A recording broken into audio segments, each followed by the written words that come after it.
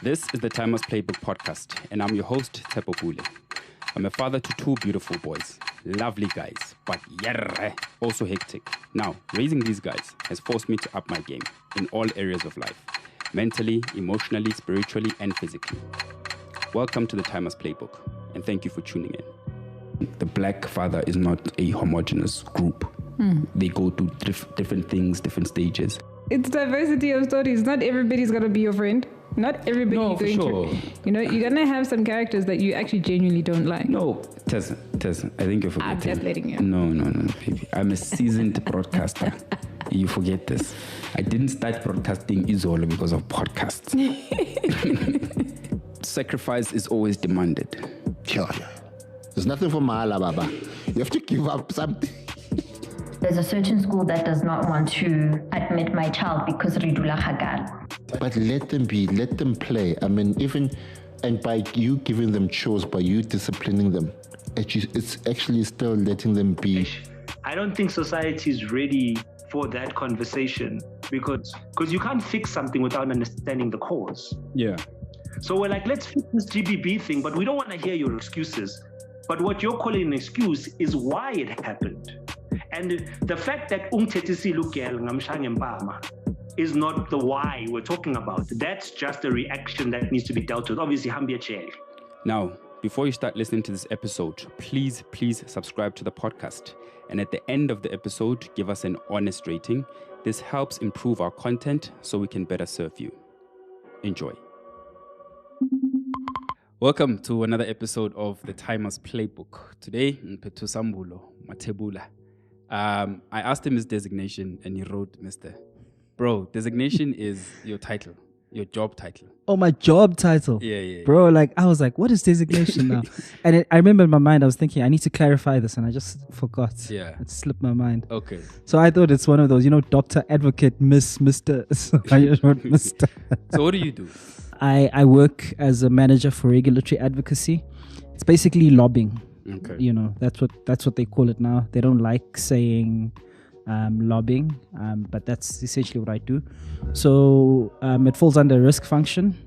I look after non-financial risk, policy and legislation in particular. So we make sure that the employer has been able to have a view of whatever material, policy, legislation that's coming up so that they can influence it. So that's what I do. We facilitate that process to allow our employer to influence policy and regulation. Okay. Yeah. And you're saying that Man United is your religion. Man United is my religion. Are you okay? Just in the last 10 years, have you been fine? How have you been supporting this team? So I'm an Arsenal supporter, so I know your pain. I'm the expert at this. Okay. You're 10 years deep, so you're new to this. No, for sure. Look, I remember there was a video going around. They're like, Man United, it's the hope that kills you.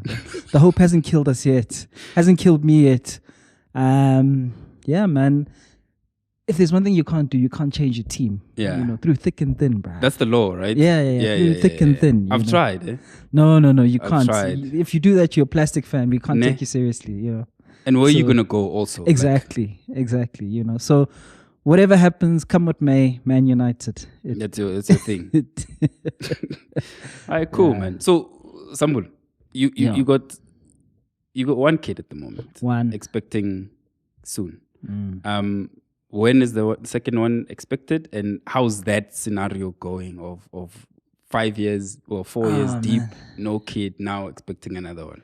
Dude, I tell you. So, yeah, one we're expecting. It's actually quite soon, 25th of May. Okay. Yeah. In fact, like right now, before I came here, I was at the hospital for a maternity tour. Yeah.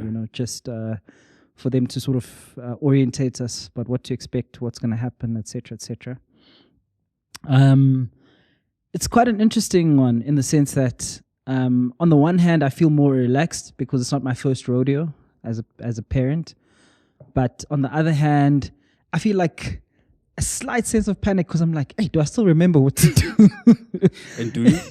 I a lot of the stuff is coming back to me now only because of the orientations we've been going to. You know, like the other day we were at Baby City and putting together some sort of registry, And now I'm like, oh, remember, babies need this, babies need that, babies, so it's slightly coming back to me, but I think there's a slight anxiety around whether, but everyone's on track. whether I'm on track, yeah. But everyone says, no, it's like riding a bike. It's like, muscle memory, it's going to come back to you. So, but yeah, it's a nervous excitement, ultimately, yeah. And as you approach, not just you, but as a couple being different from the first one, in terms of preparation? I think both of us are a lot more relaxed, and a lot more like we're not sentimental about it. It's all about what's practical. Yeah. Okay, so you're not in the air. Nah, baby. You're like, okay, no. We've been here before. We've been here before. It's a lot more. So no one can sell us dreams now. We've been there, and lied to you and lied to us. You know, because with the first one, we were buying all sorts of things. Going out, getting this, and half those things our son didn't even like. Yeah, and I'm sure some of the stuff is even still there. It's still there. You know what I'm saying? So there's a lot more calm and a lot more sort of pragmatism now with this time around. Yeah. Okay. Yeah. So in the first one, you said that you had an app, Baby Center. Yeah. I think I had a similar app. And so in your preparation then, when you first became a father, did you think that you were adequately prepared? So the app, and what other measures did you take then to prepare for this thing? So that's an interesting question. I think erroneously, I thought I was adequately prepared. Yeah. Because, you're like, this app tells me everything and whatnot. But when the time comes, it's a different, it's a different story. So yeah, I don't know, man. I thought I was adequately prepared. And compared to now, at least for the benefit of hindsight, now I know like all the pitfalls and all the, although what I'm finding now is that there's other potential pitfalls because how they say every pregnancy is different. Yeah. And I think every birthing process around that pregnancy is also different. So like right now we're having to think about things that we didn't have to think about in the first pregnancy. And especially around costs and especially around hospitalizations because we were at Genesis before. Yeah. And there's so many dynamics that we didn't experience that we're experiencing now. So now we're having to go back to the drawing board and make sure that we don't get hit by any surprises, especially pertaining to costs. Yeah. So and Genesis is closing down. Genesis is closing down. It's no longer... Both our kids were at Genesis also. Is it? Yeah. Oh, yeah. Great place. Yeah. For exactly. birth, Genesis is dope. In fact, I was telling them about that. I actually missed the fact that I missed Genesis. The whole experience was seamless. I never had no issues with, even when we had complications. They were amazing. Yeah. Exactly. Yeah. And I think for me, like, it feels like there's a bit of a disconnect with this one in the sense that I'm only going to be in the hospital as the dad from 8 to 8. And then I must go home. Oh, you have to go home. Yeah, like from 8 to 8. Whereas at Genesis, I slept over there. Yeah. Like, the whole time. It was just seamless. I was there the whole time. So it also makes me a bit anxious. You know? In Genesis, there was no one was, you could anytime. Yeah. Like I could walk in and go. And yeah. You allowed the space to even sleep there. Place to wash. Like, exactly. The place. Exactly. So for me, it just feels there's a bit of a disconnect, Yeah. Because even today they were telling us 8 to 8, dad is only allowed 8 to 8, and then he has to go home. And then, so even after the birth, you have to go home. Even after the birth, I have to go home. Well, that's I'm only allowed there 8 to 8. It is. That's a bit aggressive, I think. It sucks.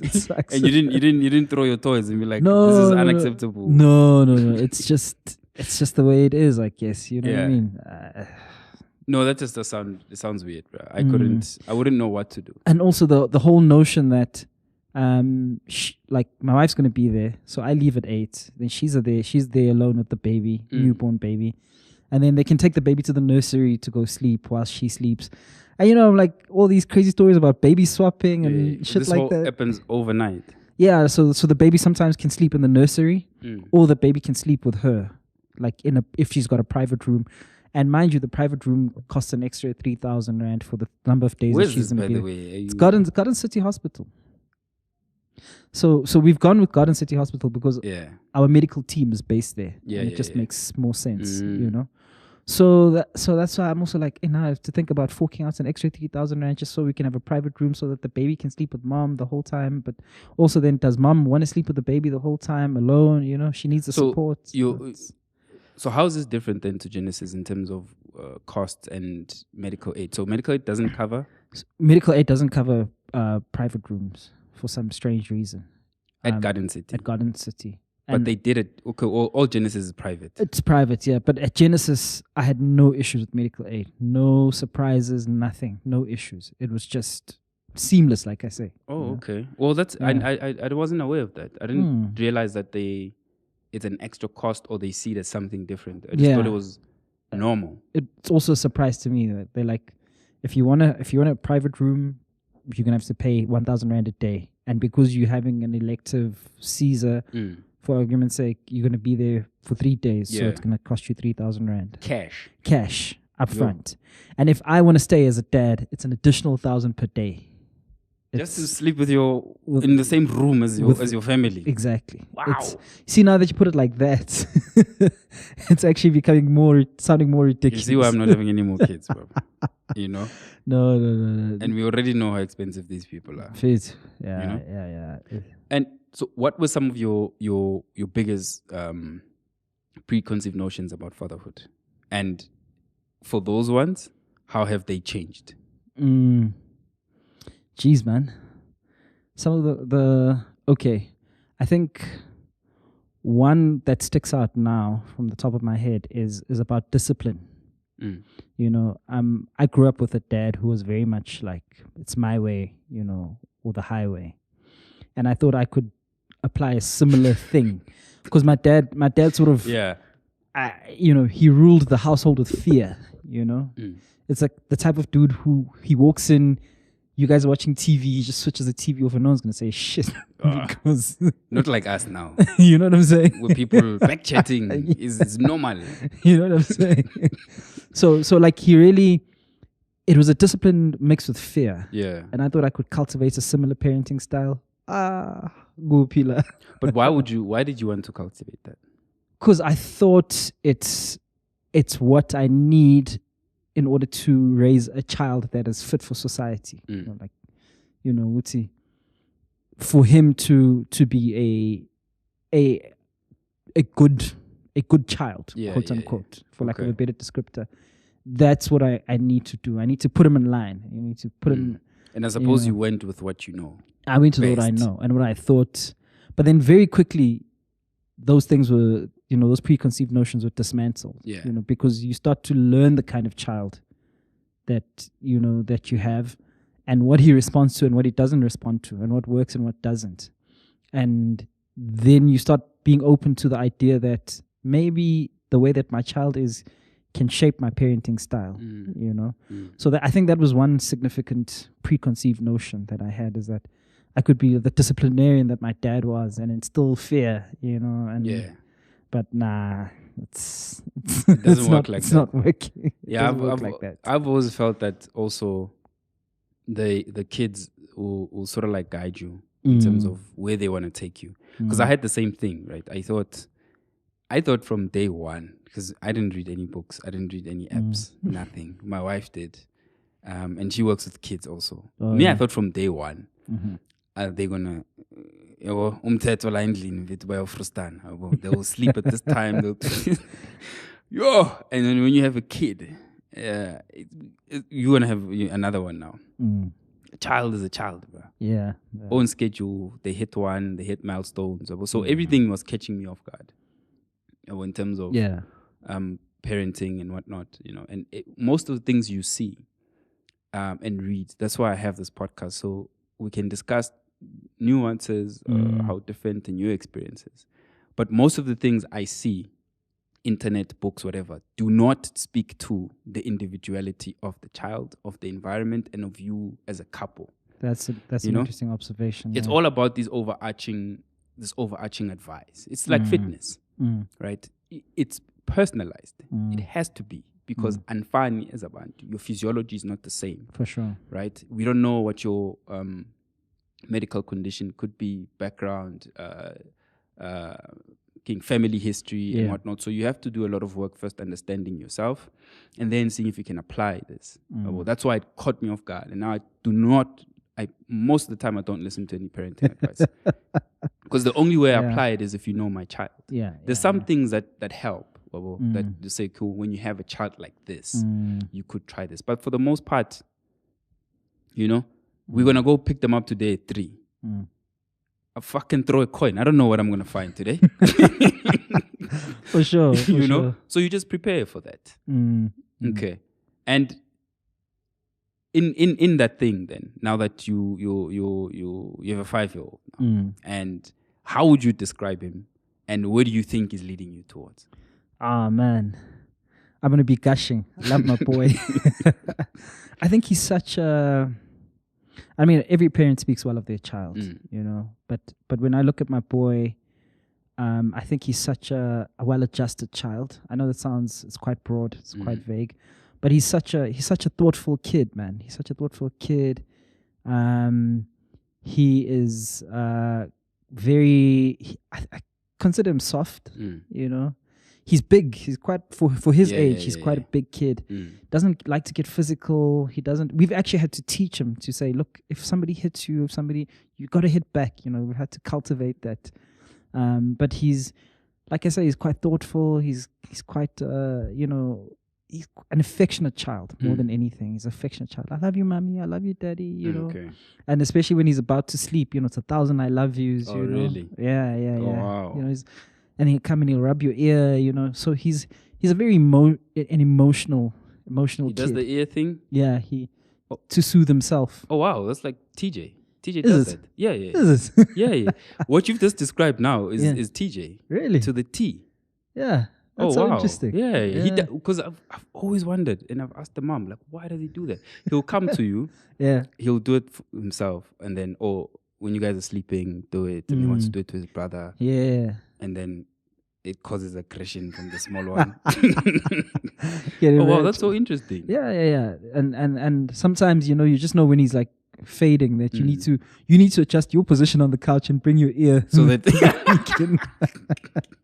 you know, that kind of thing. So I think, you know, he's like I say, affectionate, well-adjusted, emotional kid. Like, you know, I think a really good kid. You know, outside of, you know, just him as an individual. I think he'll be alright. You know, and then I just forgot the second part of the question. What do you think is leading you? Like, like kind of personality. Yeah. You know, where he's leading me. Yeah. I think, man, the one thing is patience.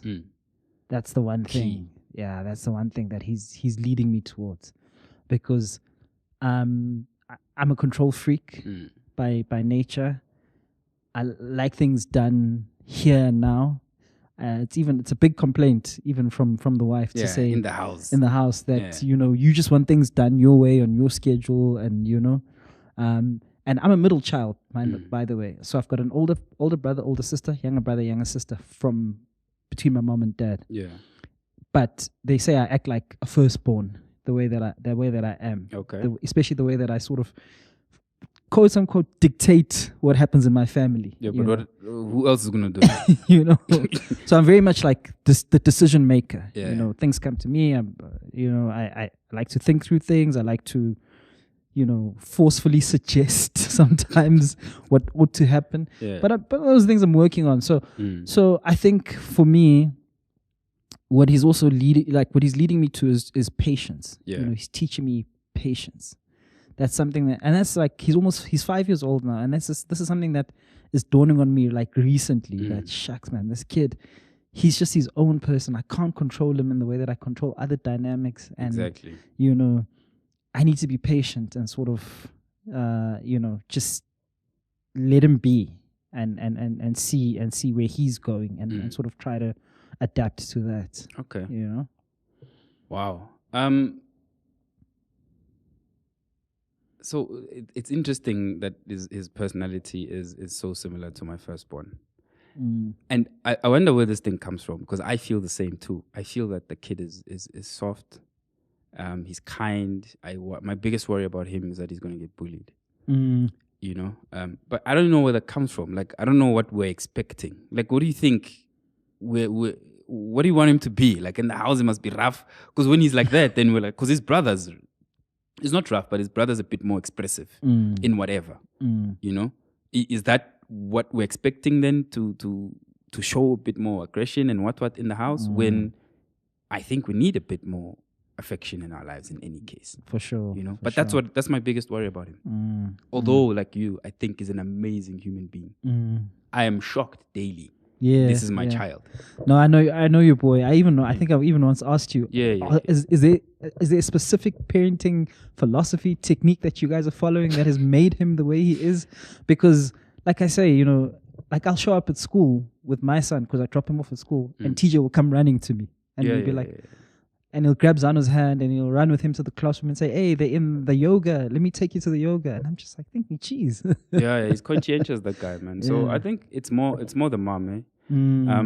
But for me, it's that guy teaches me to be accountable. You know, like he holds me to account on everything. And I think from the day he was born, I don't even think obviously he knew that. But I when he was born, like I didn't understand any other way to live other than for my family. Yeah. You know, and because he's there, like literally you have to look after him. You have to give your time. You have to give your resources, you know. But then as he grew up, like he will hold me to account for things. Yeah. Like I think you were there, you know, I think it was your wife at the bus stop the other day. I was late. He was pissed that I was late. And angry, because he's pissed and angry and sad. Yeah. And I didn't understand why. But he's the kind of guy, if you say you're going to do something, then do it. So you have to explain to him why it couldn't happen. Yes. Why you went there on time. And once you explain, he understands. Like, oh no, what is he like? What happened? Was it traffic? Was it load shedding? Yes. You know? Yes. And I gotta be accountable. Jeez, man. That's crazy, because that's exactly how Zano is as well.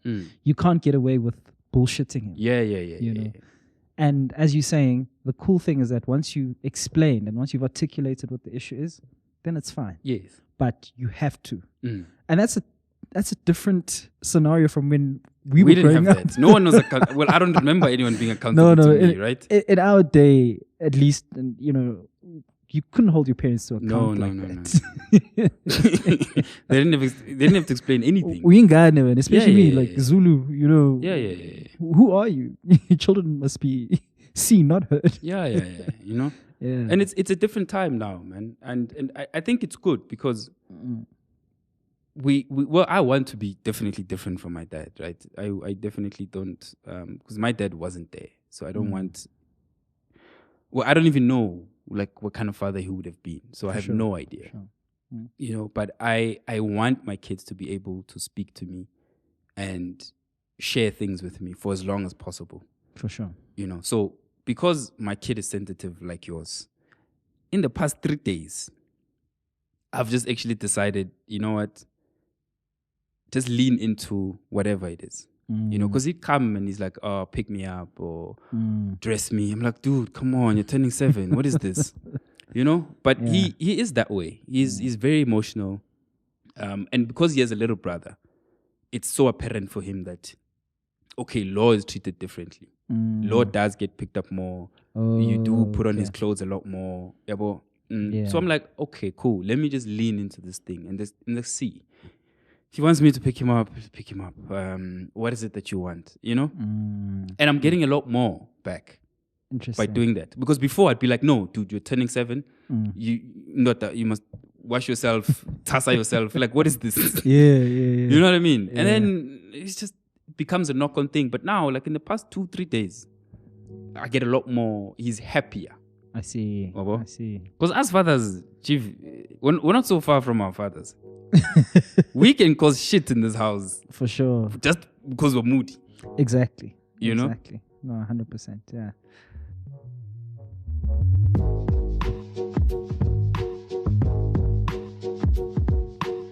So, how would you know if you had enough finances to create the kind of life you want for your kid? Shit. So, you know, you asked this question, and yesterday I've got a a little spreadsheet that I have for the family. Yes, And your wife is an artist. my wife is an artist. Yo. My wife is an artist. Kate. Look, she doesn't even care for this shit. You know, she doesn't even care for this shit. I also have a spreadsheet. I've asked her, please look at the spreadsheet, please. We've never, let me not say she doesn't care, but let me maybe say we haven't had any meaningful conversation about the household affairs as per the dictates of the spreadsheet. Sure. So I was busy like updating the spreadsheet, Yeah. you know, like expenses, income, Yes. you know, policies and whatnot, like sheet 1, sheet 2. Mind you, I'm not even like an Excel type of guy, but I just feel like that is something that I've got to have, you know, control over, or like a sufficient handle on you know, the household affairs. And so I'm busy doing this thing, and I'm just looking at what I think we need now to live okay, you know. And I think it just gave me a concrete sense of how much in terms of rands and cents I would need extra in addition to what is coming in, especially now, like as you say, like my wife is an artist, she's going to give birth.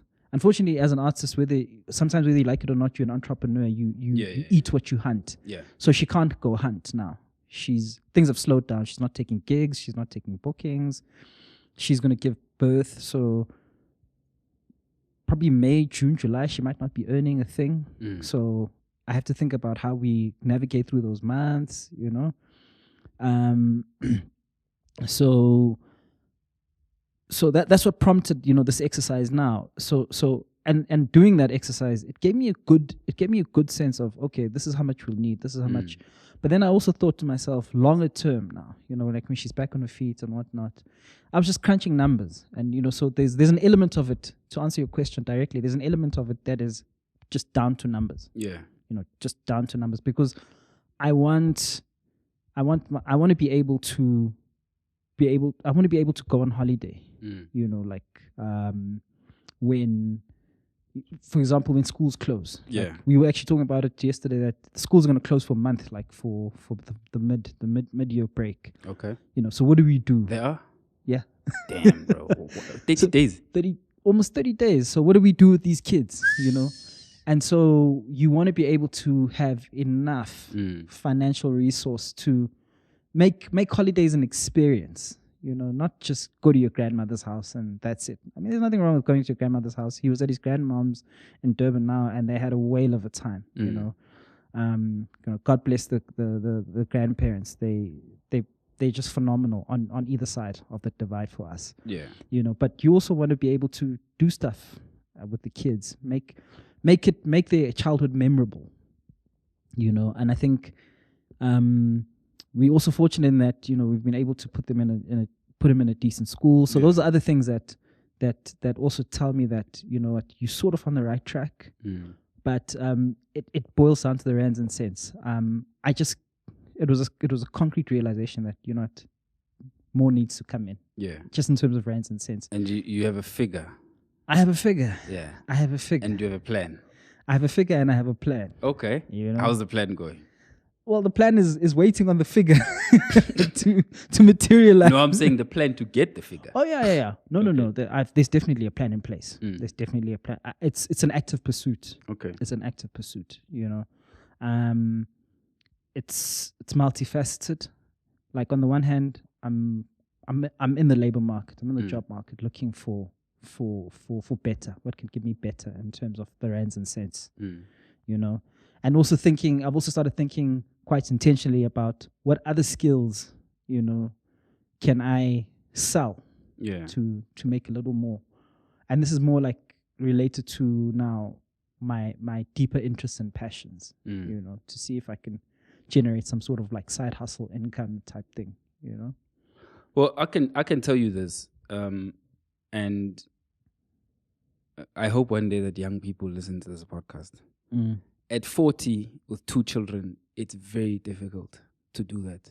You know, because like, for example, I've got this podcast, but I've got like a lot of interest in media, or sort of like businesses and whatnot, but I have a 9-to-5 also, which is the primary thing, right?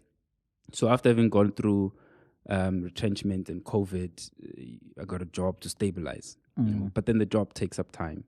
Family takes up time. 100%. You know, so my advice would always be when you're young and you've got time and ability, you need to go full force on everything that you want to do and you want to try. You know, not that you can't turn it around at 40 or whatever, but it's difficult. You know, it's like I was saying, us now, 3 o'clock, I got to go pick them up. Yeah.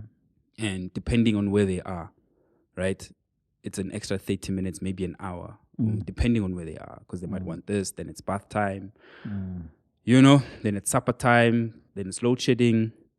You know, generally I would get to maybe to other things like the podcast and the edit and whatever, maybe at 7, 8. But by the time you're also knackered. Finished, yeah. You know what I'm saying? So it's a very difficult thing. And I would say if you're young and before you even become a father or still a young father or your baby's still young or maybe your wife is pregnant, go for it. For sure. Yeah, and it's with everything. Like just go for it and try and fail and try again. Yeah. You know, because at this time now, it really is about priority. You know, so I've been battling with this question. Like when you hit 40, my 40th was like 2 weeks ago. Oh, geez, dude. Belated happy birthday. That's why you couldn't find me that long weekend. Oh, shit. Okay. You know? And I don't know if you can answer for me, but do you think there ever comes a time where you just, I won't say given, but you accept, okay, this is where I am, right? I work at a bank. I can see it through for the next 20 years. Retire nicely. Yeah. And focus on that and just raise the family. Yeah. You know? Yeah. As opposed to, okay, let's give this other thing a shot. Let's give that other thing a shot. For sure. You know? That's a good question because I share your sentiment in that once there's a family and at this age that we're at, because I'm turning 38 this year, you know, so I'm close to 40 as well. You also become risk averse, right? Yes, definitely. Because you must make it happen for your kids and your family, you know. So you're not going to be reckless and, you know, try things that pie in the sky type stuff. Yeah, you know, you chasing stability. Because unfortunately, those are the dictates of having a family. You know, there's routine, there's stability. You know, you need to make sure that you're giving the little ones and the wife, to the extent possible, the best possible outcomes, the best possible chances. So there's less risk taking, and I think my approach to that has been, you know, play it safe, even in trying other things. Try it to the extent that it doesn't jeopardize what you have. You know, so consolidate, and then, you know, sort of spread your tentacles to the extent that it doesn't mess with what is working. And that's the sort of approach I've assumed, I've taken. You know, but going back to your point around if you're young, you know, go out guns blazing. Yeah. I completely agree with that. Your relationship with your father was complex. Yeah. Why is that? Well, I mean, oh man. Look, if there's one thing though about my dad is that I was fortunate in the sense that, so my dad is late. Passed away I think 2 years ago. But one thing is that I've never not known my dad. I've never felt a sense of absence, you know. So I've always been acutely aware of my dad's presence in my life, and it's a huge part of my identity, and I'm, you know, eternally grateful for that, you know. But my dad was very much he does his own thing, you know, as and when, you know, he pleases. And so there's a lot of stuff that my dad did that caused a lot of hurt, you know, and a lot of emotional distress on the family. But like I say, my dad couldn't be told by anyone. Yeah. Or, didn't matter. Not even his brothers could appeal to him. Not even his close friends could appeal to him. If anything, if my dad felt like you standing in his way, he could cut you off as a friend. Gone. You know what I'm saying? So it was very much, I do my own thing, and that's how I live life. So he did all these things. And it's only later in life where, as I became an adult, where I started trying to understand my dad, not the father, not daddy, the person, the individual, the man, And once I started having those conversations with him on that basis, almost like cheater to cheater. What's like say, it's like, come by. And he was honest with me. He was open and honest with me. He's like, son, this is what I want to do. This is how I do my things. And, it's just the way it is. And then I started getting a better appreciation for, okay, this is who this person is. Outside of him being daddy, father, just him as another gent figuring this life thing out on his own, And so the complexity thereof in the relationship rises from when you're a kid, you have certain expectations from a parent, from your father, and those things don't happen and they hurt you. And so for a very long time, I harbored a lot of anger, hurt, resentment towards the man, and maybe some would say justifiably, because the things that he did were just, out of order. Like out of order, like the comrades say, out of order, chief. If I could have said that as a kid to my dad, I probably would have. Like, that's not cool, and you could see, and like I say, as I got older, out of my own volition, out of my own, let me reach out to this guy. Let me get to know the man, that's when I think I started finding healing for myself, and I started like dealing with the hurt, and and funny enough, my dad and I are very similar. We've got a lot of similar interests. As you would be. Football, Man United. That's my dad. It's all I'd hear as a kid growing up. Bobby Charlton. And that's how you probably picked up the team. And that's how I inherited Man United. From my dad. So politics as well. My dad was, he had a love-hate relationship with the ANC. At some point, I was also like an ANC aligned person, so we share a lot on politics and just general current affairs things, like something happens, I pick up the phone, hey, what's your boy doing? He's messing up, that kind of thing. So, yeah, I mean, it's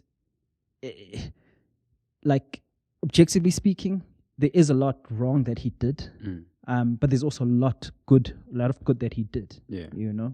So and that's why I say it was complex, But one thing that was certain, my dad didn't have to say it, but I knew he loved us as his children, and that was never in question. That the love was never in question. It was just all these things in between where you're just like, but come on, dude. What is this? Is that necessary? What is this now? Yeah. Okay, and. I hear a lot of that. I think of this podcast, only one guy did not have complications with his father. For those that fathers were present. And that's one of my things about my kids is they must know their father. I'm not perfect, but I must be there, For sure. And they must understand me as far as they can. It must never be a question of later on, let me reach out to the guy, try to understand him and whatnot, because we have little time with them, to be honest. True. And I said this to someone, I was like, I want my kid to know that I'm not Superman. I mean, right now they think we're amazing, and which is great, right? Yeah. But I want my kids to understand that I'm human. Yeah. And they need to know that they're human too. And it's okay to be human, right? Because there's an expectation. I think sometimes the fathers or the people from the past, they needed to hold on to that image. Yeah. Hey, Yes. therefore things must be like this. You know, which leads me to my next point then, which is a huge point of contention in today's society of what being masculine is, and you know, being emasculated and whatnot. And so you said for you, manhood is both a social idea and a physiological fact. He was a cancel. Don't come for me. Don't cancel. Okay, expand on that for me. So before I do that, I just want to latch on to something that you said that I think is quite interesting about our dads from the past wanting to hold on to that image. Yeah. And I'm thinking of something where one thing I deliberately do with my son. When I've made a mistake, I say I'm sorry. Yeah. You know? Yeah. I don't hide behind I'm the adult. I know better. You know, I say, I'm sorry, my boy, daddy made a mistake. And then he'd be like, it's okay, daddy. And, you know, boom, life carries on. Precisely because I don't want him to think that I'm this angelic figure that is, you know, that doesn't make mistakes. And, you know, like you're saying, they must know that we're not superhumans. We're also human, and we've got our frailties, we've got our flaws, you know. So that's one thing I also try to cultivate. I want to be honest about that. But look, I come from to get to the question. I come from a humanities background, social sciences. I study politics, and for all intents and purposes, I'm fascinated by society and the social. And there's a school of thought that says, especially now, that's gaining currency, that there's nothing essential about being a man or indoor, you know. So and I sort of lean towards that in the sense that a lot of characteristics of what a man is thought to be are just social ideas that are ascribed by the society and the way in which we live. And maybe some of it is necessary, you know, in order to organize society. You know, no issues with that. So that is to say, I'm open to my notions of what it is, of what being a man is, to be challenged, you know. But I'll also be the first one to say, as progressive as I think I am, as modern as I think I am, there are old school or old-fashioned ideas around manhood that I still hold on to, like being the provider, being the protector. You know, those are things that, despite all the books that I've read and whatnot, those are things that I quite like, and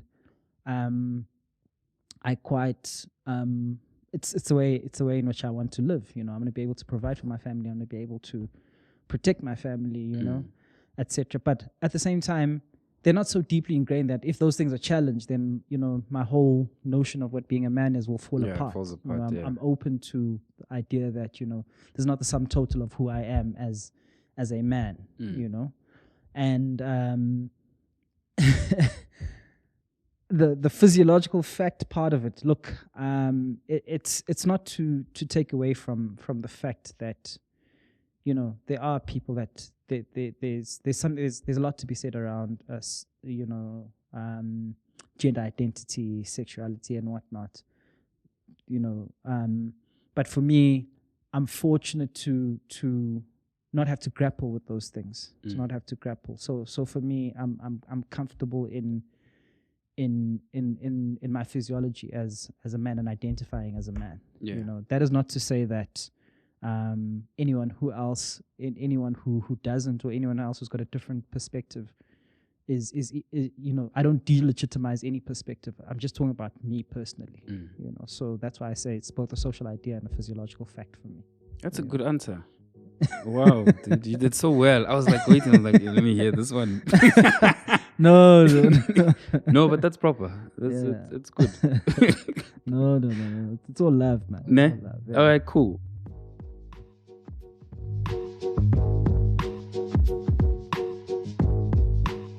So let's get to the tools and tricks and habits.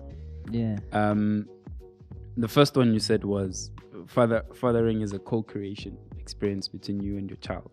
Yeah. And your partner, if you still like it to have one. Yeah. Be open to the idea of allowing your child to shape the father that you are, learn who they are. Also be willing to have your partner challenge your ideas around parenting. Easier said than done. Easier said than done. How did you guys deal with that? Oh man, we're dealing with it every day. And, and we're butting heads every day. It's not easy. And especially as the children get older. Yeah. That's when you realize that your discipline and parenting styles are different. And a conversation needs to be had. You know? Like for instance, I feel that sometimes I think his mom is a bit permissive. Yeah. And she feels that no, I'm too rigid, you know, in my approach. And simple example, I forgot where we were going yesterday, and he forgot his teddy in the house. And then my son says, "Mommy, I forgot my teddy." In my head, I'm like, dude, open the door, go get it quickly. Yeah. You know? And then my wife is like, he's not going to be able to go alone. And then the lighty latches on to that. Yeah, I'm not going to be able to go alone. Yes, and I'm like, yes. but you see now. Exactly. You know? I thought you were going to say, fuck you, Teddy, bro. We got to go. No. It's late, man. No. Because I know the consequences of not having a fucking teddy. Yes. Yo, so I've got a pillow. There's a Yeah. pillow. Yo, bro. There's pillow everywhere. The bane of your existence. If this guy could, he'd take it in the car. Also, you guys have a Teddy situation that, no, I understand. You don't want to leave that behind. No. That Teddy. In fact, the other day, I digress rather. The other day, he wakes me up at 1 a.m., bruh. And he's like, Daddy, Teddy needs a plaster. And I'm like, you've got to be kidding me. But no, he's serious. Yeah. And I'm thinking maybe he had a bad dream. No. It's okay, my boy. Let's go sleep, you know. He's like, yeah, Baba. Teddy is hurt. He needs a plaster. Is this not me at 1 a.m. rummaging through the kitchen, finding a plaster so I can put it on this flippin' Teddy, you know?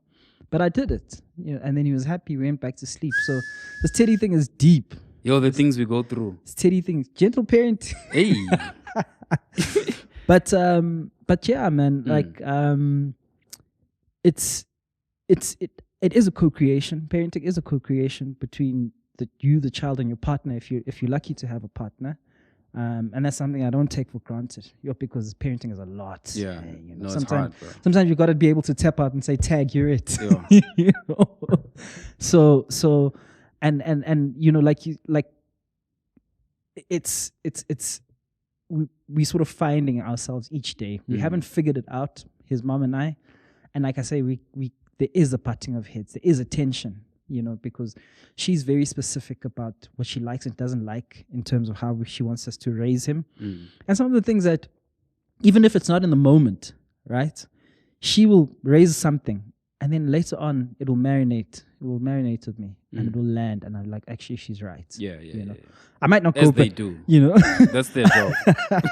I might not go back immediately and say, Yazin, babe, you're right, you know, about X, Y, Z. I know, she goes off if I don't say if I don't acknowledge where this piece of advice came from. Then it's a problem. Like, you don't see me. Oh my God. Then it becomes another thing. I can imagine. I can imagine.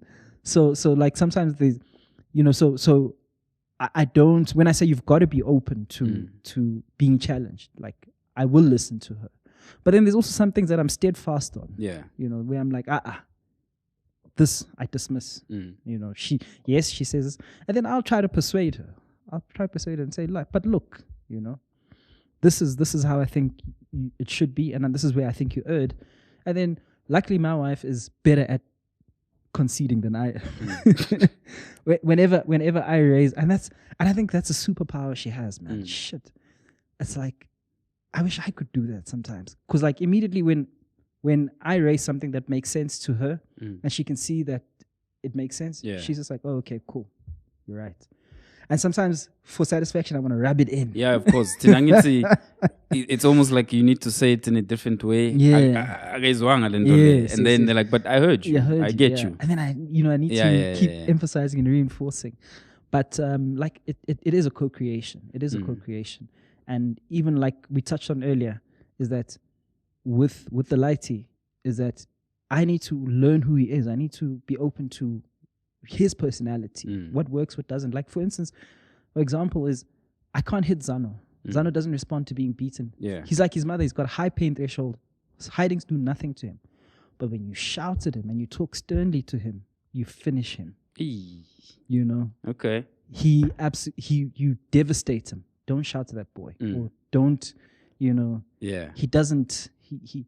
That's what lands with him. You hit him, you're wasting your time with that boy. Okay. So those are things that I had to learn. That's why I say it's a co-creation, and you've got to be open to. Yeah. No, I hear you. So we were told. I think my wife was told, like, when we started to have a baby, like, listen, you gotta allow him to be the father that he wants to be. You know. But you mean the child that he wants? No, the father. Oh, the father. Oh, yes. The sister told her. Oh, okay. Because generally, yes. Yeah, the assumption believe things to the mother. You know? Sure. And then after that, my thing was, I'm not leaving anything to her. Nothing. You understand? I want all in. I have to be. Yeah. Right. I'm all in everything. Some things are not for me.